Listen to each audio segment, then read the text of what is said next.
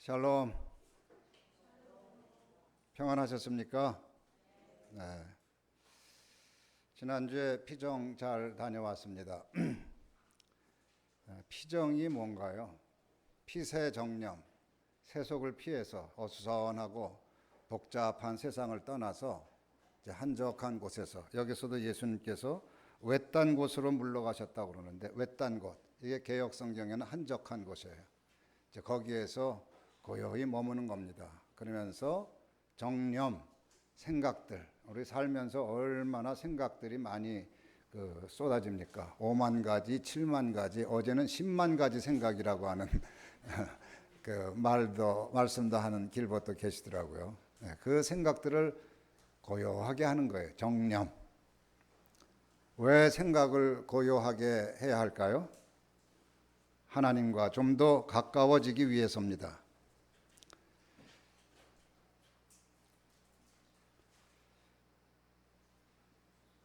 전도사님, 제 방에 가서 제 가방에 있는 가방 이렇게 보면은 안경 케이스가 있거든요. 그거 좀 갖다 주세요. 네, 그 가져올 때까지 피정 얘기를 좀 할게요. 이번에 피정 잘 다녀왔는데 어떤 분이 그러더라고요. 아주 피정 그동안 수십 번도 더 다닌 것 같은데 역대급 장소다. 장소도 좋고 시설도 좋고 산책길도 많고. 근데 우리 이정숙 길벗이 한 요리 하시는 분이잖아요. 근데 이제껏 피정의 집에서 먹은 음식 중에서 최고였다고. 그런데 어느 둘째 날인가 어느 날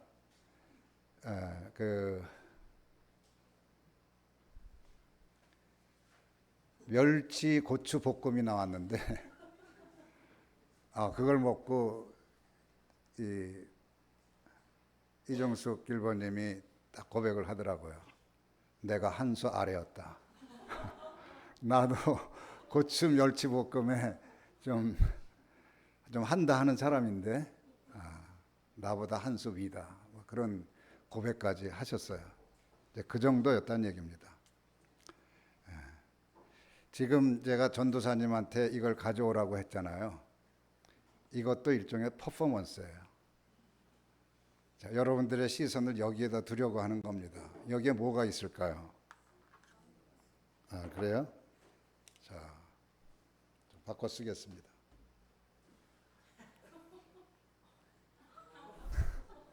어때요? 멋있어요? 이따 국수 한 그릇 더 드세요. 네. 이걸 계속 끼고 하려고 하는데 글씨가 안 보이네. 네, 다시 벗겠습니다. 그냥 이것만 그냥 봐주시기 바랍니다. 제가 피정 처음 시작하면서 오리엔테이션 할 때 피정의 의미를 설명하면서 말을 하기 전에 이 안경을 썼어요. 그래서 여러분에게도 피정 가신 분들은 저 양반이 왜 저런 짓을 하나 이유를 아시겠지만, 같이 가지 못하신 분들은 그냥 한번 잘 봐주시기 바랍니다. 이게 피정이다.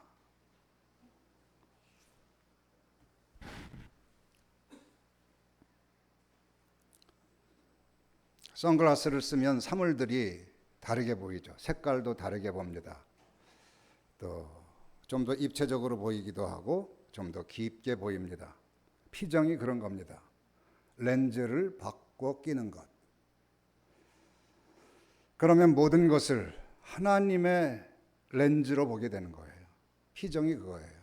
우리의 일상의 렌즈를 벗고 하나님의 렌즈로 바꿔 끼는 것, 그게 피정이다. 이해하셨죠?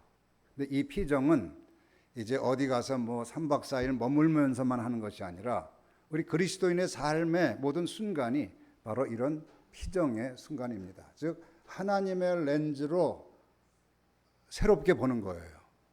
하나님의 렌즈로 보면 모든 게 달라 보입니다. 겉사람을 보지 않고 속사람을 보게 됩니다. 나는 목사이기 이전에 한 사람의 인간으로 하나님이 창조하신 고귀한 존재로 다시 보입니다.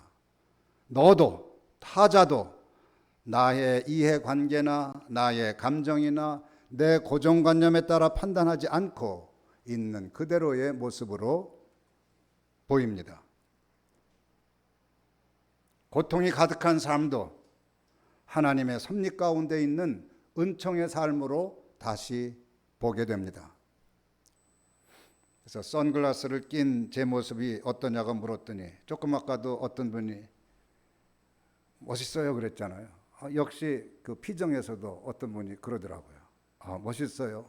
바로 그거예요. 멋있어요. 무슨 얘기입니까? 하나님의 렌즈를 끼고 보면 멋있단 말이에요. 나도 멋있는 존재로 보이고 너도 멋있는 존재로 보입니다. 하나님의 렌즈를 끼고 삶을 보면 고통과 좌절 속에서도 새로운 행복과 은총의 가능성을 보게 됩니다. 그래서 사도 바울은 말했어요. 하나님을 사랑하는 사람들, 곧 하나님의 뜻대로 부르심을 입은 사람들에게는, 이게 바로 하나님의 렌즈를 낀 사람들에게는 그 얘기예요. 모든 것이 서로 협력해서 선을 이룹니다. 모든 게 멋있어진다 그런 얘기입니다. 좋아진다. 좋아 보이는 정도가 아니라 실제로 그렇게 된다. 좋게 된다. 그러니 피정을 다녀온 길벗이든 사정이 여의치 못해 참여하지 못한 길벗이든 이제부터 하나님의 렌즈를 끼고 보십시오. 하나님의 렌즈를 끼고 다시 보시기 바랍니다. 그러면 자신이 다르게 보일 거예요. 남이 다르게 보일 겁니다. 사건과 상황이 다르게 보일 겁니다. 내가 겪고 있는 일들이 다르게 보일 겁니다. 그동안 힘들어했던 내 삶도 다르게 보일 겁니다.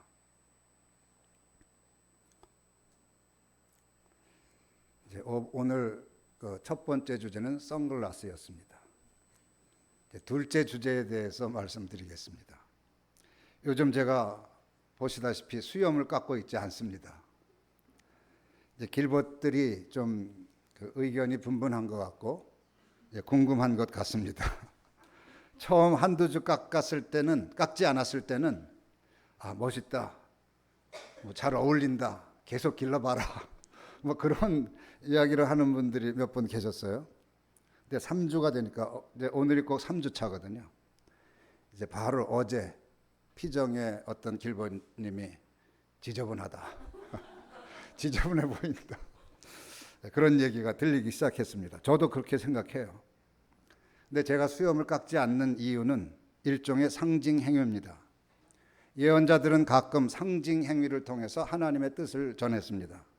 이사야는 3년이나 옷을 벗고 맨발로 다닌 적이 있어요. 왜 그런 줄 아세요? 에티오피아와 이집트가 아시리아에 끌려갈 텐데 그때 끌려가는 모습이 바로 옷을 벗기고 맨발로 끌려갈 것이다. 이걸 예고하는 상징 행위였어요. 예레미야는 멍에를 목에 메고 다녔습니다. 이것은 이스라엘이 바빌로니아의 포로가 될 것을 예고하는 강력한 상징 행위였습니다. 목사가 흉내 낼 것은 예언자 아니겠습니까? 감리교 교가에도 우리들은 예언자. 그러니까 예언자의 상징 행위를 본받는다고 해서 흉내 낸다고 해서 크게 이상할 것이 없습니다.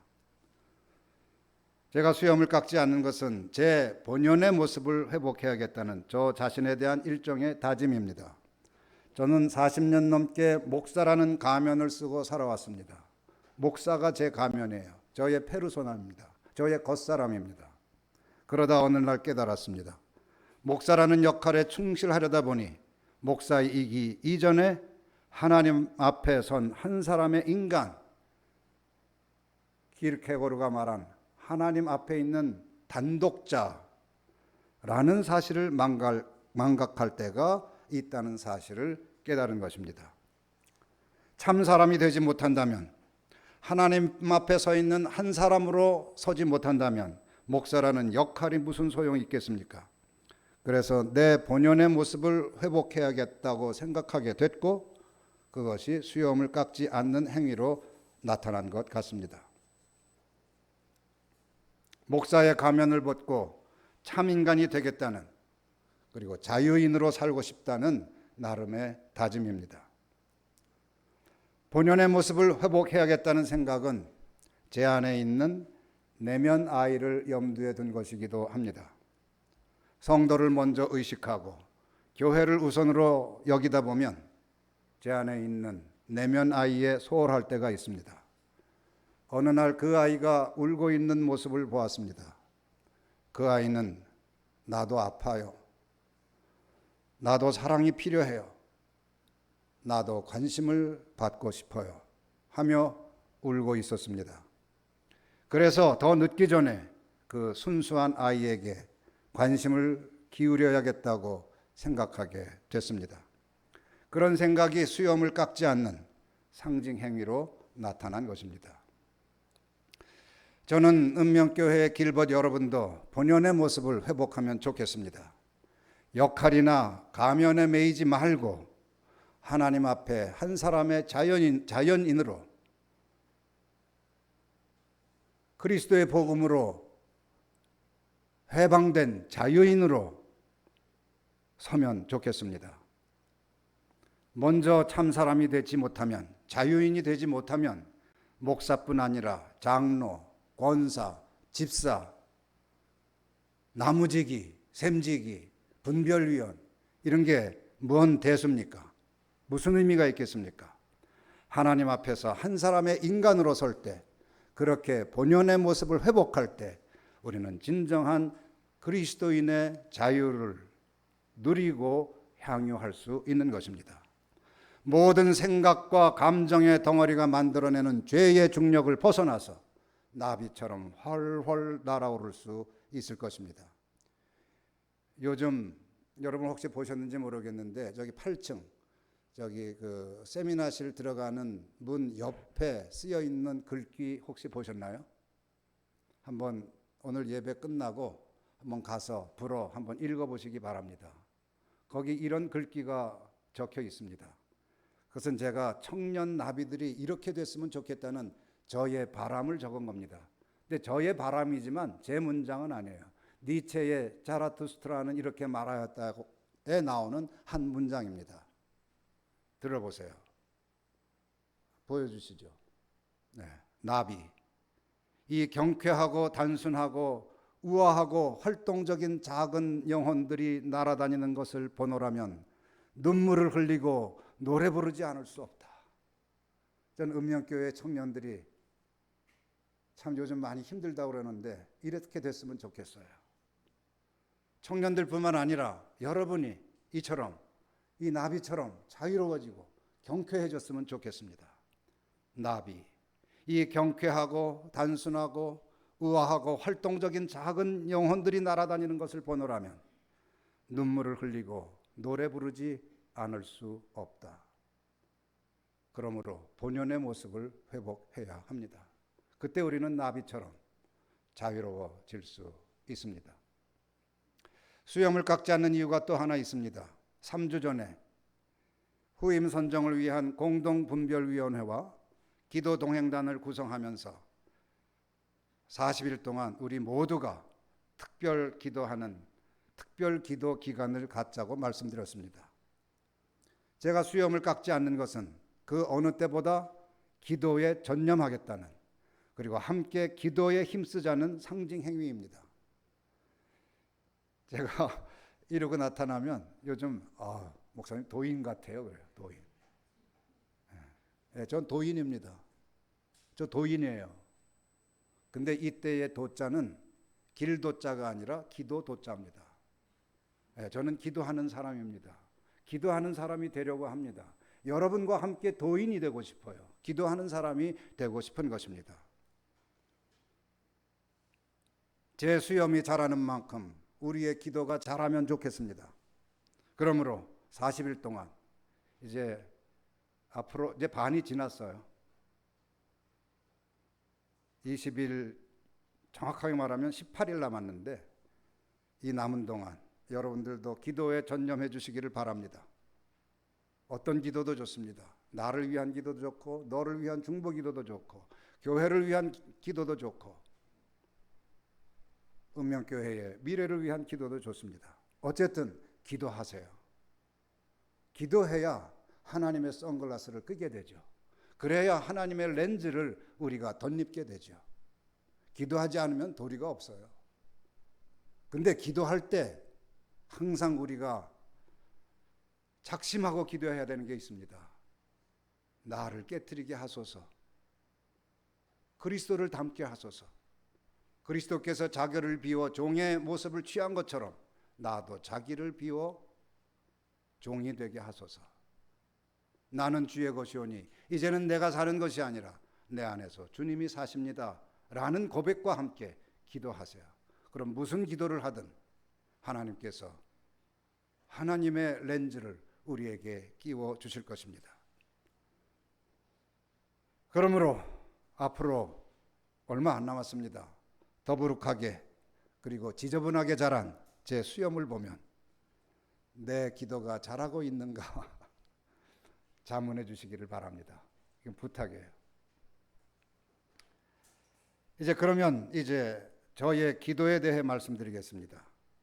저는 요즘 어떻게 기도하는가? 저는 요즘 산기도의 재미에 빠져 있습니다. 2주 전, 정확하게 말하면 7월 19일입니다. 김정희 교수님이 걷는 기도 특강을 해주셨죠. 걷는 기도. 걷는 기도 특강을 해주셨는데 그 걷는 기도가 여러 가지 그때 4개 정도 예를 들으셨는데 그 중에 아주 낯선 이름의 기도를 우리들에게 소개해 주셨습니다. 그게 페레그리나치오. 페레그리나치오. 한번 따라해 주세요. 페레그리나치오. 저도 이거 외우기까지 참 그 시간이 많이 걸렸는데 근데 외우고 나서도 또 어떤 때 또 좀 헷갈리고 그래요. 발음이 좀 어렵고. 페레그리나치오. 페레그리나치오는 라틴어인데 순례 혹은 나그네 됨, 신성한 방랑이라는 뜻을 갖습니다. 모든 것이 익숙한 고향을 떠나 낯선 땅에 머무는 상태를 가리키는 것입니다. 자신의 안전과 계획을 내려놓고 하나님께 내 삶을 통째로 맡기는 수행입니다. 아브라함이 갈 바를 알지 못하고 본토 친척 아버지 집을 떠났다. 그리고 하나님이 지시하는 땅으로 갔다. 이게 페레그리나치오예요. 낯선 땅을 향한 순례. 그리고 히브리서 저자는 기독교인의 정체성을 이렇게 묘사합니다. 땅에서는 나그네요 외국인입니다. 우리는 이 땅에서 나그네요 외국인이라는 거예요. 이게 바로 페레그리나치오의 성서적 원형입니다.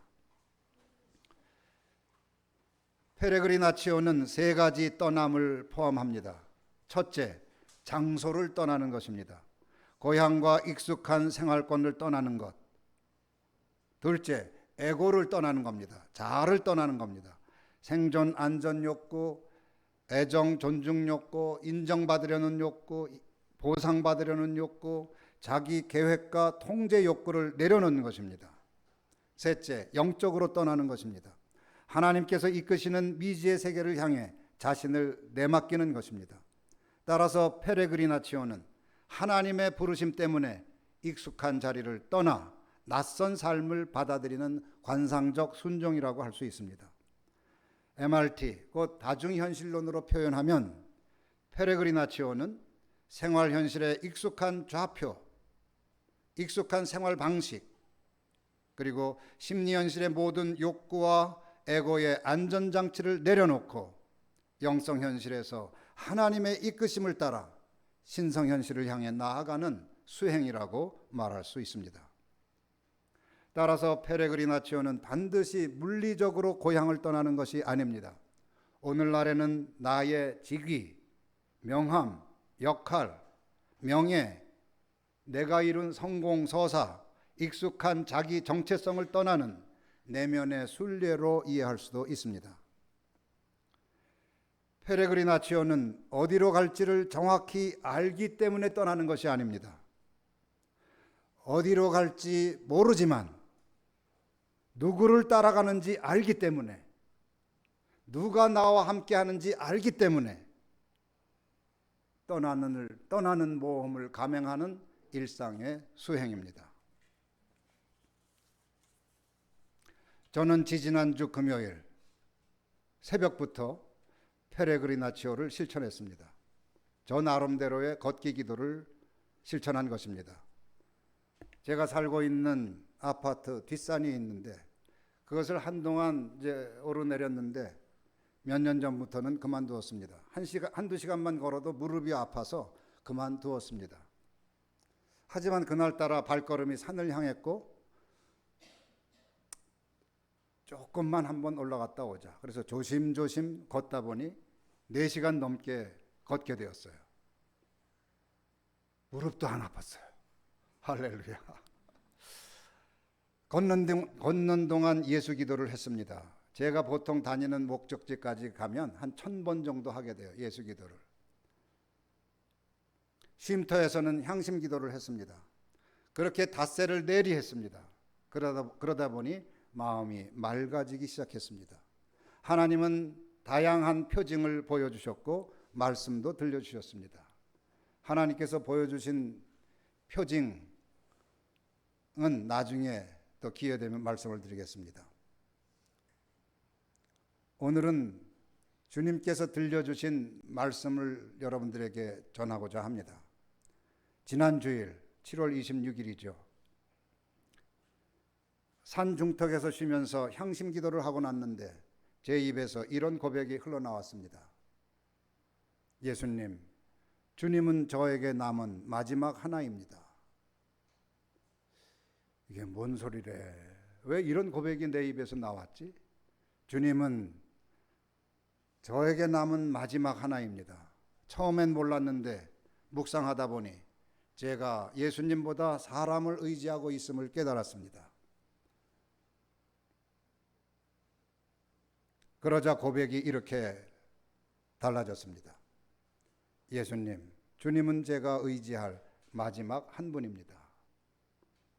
그동안 예수님 말고 오히려 더 다른 것을 의지했다는 그런 얘기예요. 그런 깨달음입니다. 그런 각성이고. 그랬더니 예수님이 말씀하셨습니다. 그래? 그렇다면 나와 함께 가자.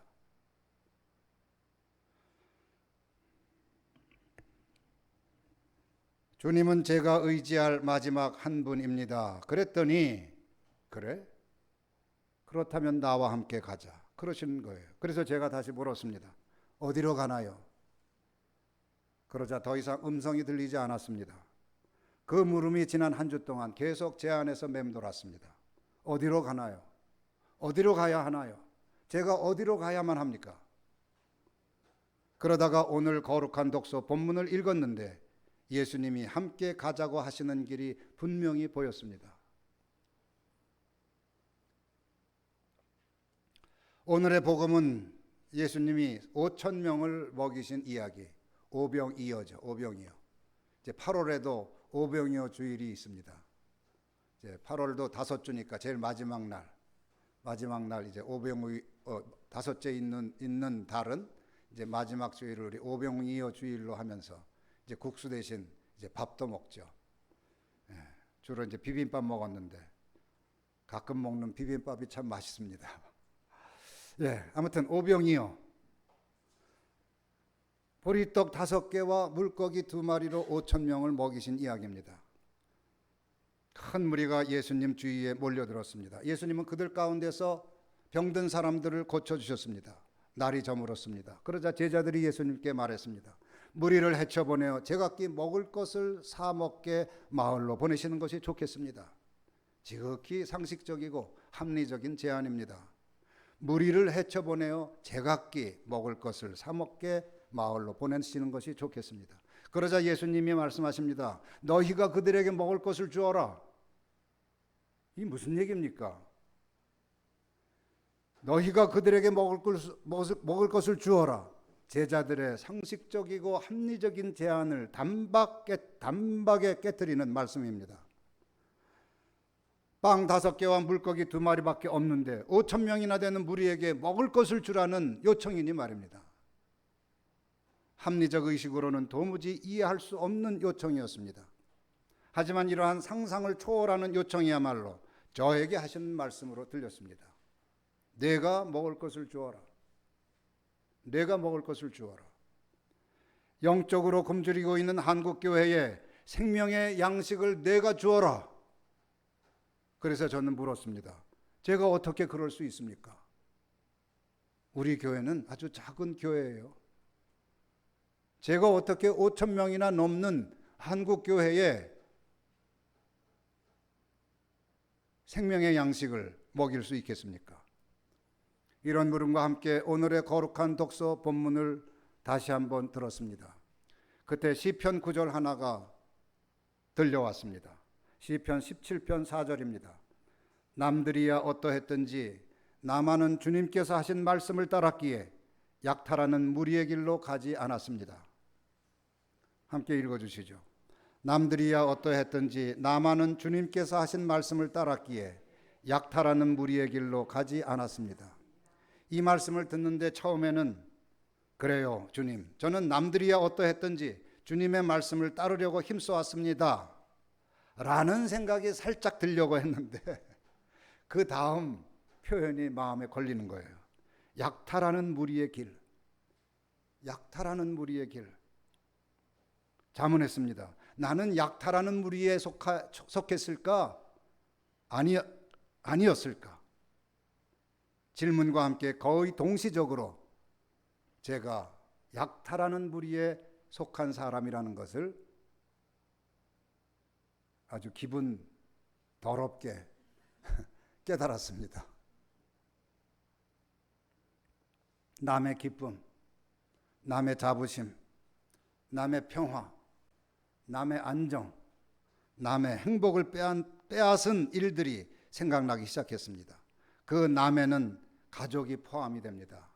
아내도 포함이 되고 부모도 포함이 되고 자식도 포함이 됩니다. 그리고 그 남에는 길벗들 여러분들도 포함이 됩니다. 그래요. 저는 빼앗는 사람이었습니다. 저는 약탈하는 사람이었어요.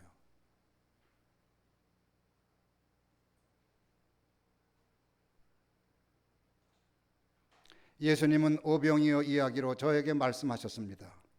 내가 먹을 것을 주어라. 그런데 그런 사람이 되기 전에 저는 먼저 약탈하는 사람, 빼앗는 사람이 되지 말아야 했던 것입니다. 빼앗는 사람이 어떻게 나눠주는 사람이 될 수 있습니까? 약탈하는 사람이 어떻게 주는 사람이 될 수 있겠습니까? 묵상이 여기에 이르자 질문이 하나 더 떠올랐습니다. 그러면 어떻게 해야 약탈하는 사람이 되지 않을 수 있을까요? 어떻게 해야 약탈하는 사람이 되지 않을 수 있을까요? 이런 물음을 갖고 거룩한 독서 본문을 한 번 더 들었습니다. 이번에는 야복강에서 벌어진 야곱의 씨름이 마음에 다가왔습니다. 이 사건의 의미는 분명합니다. 야복강에서 야곱은 죽었습니다. 옛사람에 대해 죽고 거짓자에 대해 죽고 이기심에 대해 죽고 자기 중심성에 대해 죽었습니다. 그렇지만 죽기만 한 것이 아니라 야곱은 다시 태어났습니다. 새 사람으로 다시 살아났고 참자로 다시 살아났고 이기적이며 자기중심적인 사람이 형을 배려하는 이타적 인간으로 다시 살아났습니다. 원수의 얼굴에서 하나님의 얼굴을 보는 성사적 인간으로 다시 살아났습니다. 이렇게 야곱은 빼앗던 사람에서 주는 사람으로, 약탈하던 사람에서 나누는 사람으로 다시 살아난 것입니다. 다시 태어난 것입니다. 결국 죽음이었습니다. 죽음. 그리스도 안에서, 그리스도와 함께, 그리스도를 통하여 그리스도처럼 내가 죽으면 내가 그리스도로 다시 살아나리라는 것. 이때 약탈하는 사람이 아니라 나누는 사람으로, 빼앗는 사람이 아니라 주는 사람으로 변형되리라는 것이 분명하게 보였습니다. 그러자 이번 피정 자료집에 실었던 타고르의 기탄잘리 한 구절이 떠올랐습니다. 나는 분명히 압니다. 푸른 하늘에서 나를 응시하던 눈 하나가 침묵 속에서 나를 소환할 것입니다. 푸른 하늘에서 나를 응시하던 눈이 뭡니까? 하나님의 눈이죠. 이제 어느 날 저를 소환할 것입니다. 이제 됐다, 와라, 그만 살아라. 그때 아무것도 나에게 남지 않을 것입니다. 정말 아무것도. 그리하여 나는 당신의 발 아래서 완전한 죽음을 받아들일 것입니다. 이 죽음을 받아들이기 전에 우리는 또 죽어야 하는 것입니다. 사도 바울 말대로 날마다 죽어야 하는 것입니다. 내가 죽어야 약탈하는 자가 되지 않을 것이며, 그때 나는 나에게 있는 것으로 비록 보리떡 5개와 물고기 2마리밖에 안 되는 초라한 것일지언정 5,000명이 넘는 한국교회에 생명의 양식을 나눠줄 수 있을 것입니다. 이게 분명해졌어요. 왜 그럴까요? 그리스도 안에서 죽고 그리스도와 함께 죽고 그리스도를 통하여 죽고 그리스도처럼 죽으면 마침내 내가 그리스도를 닮고 그리스도로 다시 살아날 것이기 때문입니다. 그래서 죽음, 이것이 요즘 제 페레그리나치오의 화두입니다. 그래서 저는 타고르와 함께 또 한번 이렇게 말하려고 합니다. 마지막으로 삶을 완성하는 그대 죽음이여, 나의 죽음이여, 나에게 다가와 속삭여다오. 그래서 이번 피정 주제를 관상은 순교다라고 했던 것입니다. 내가 죽을 때 비로소 나는 약탈하는 사람이 아니라 나눠주는 사람이 될 수 있습니다. 아니, 정확하게 말하면 내가 나눠주는 사람이 되는 것이 아니라 내 안에 계시고 나와 함께 하시는 그리스도께서 나눠주실 것입니다. 실제로 오늘 성경 복음서를 잘 보세요. 너희가 나눠주어라 말씀해놓고는 실제 나눠주신 분은 예수님이에요. 그 소년의 보리떡 5개와 물고기 2마리 가지고 축사하시고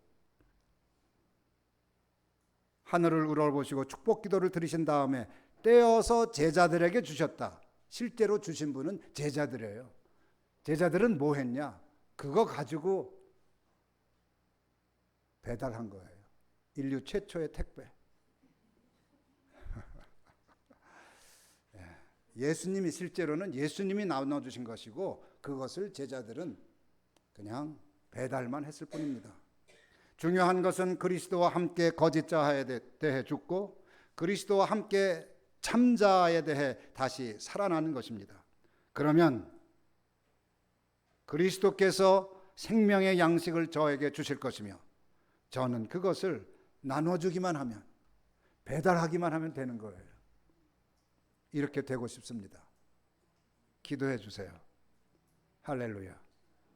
기도합시다.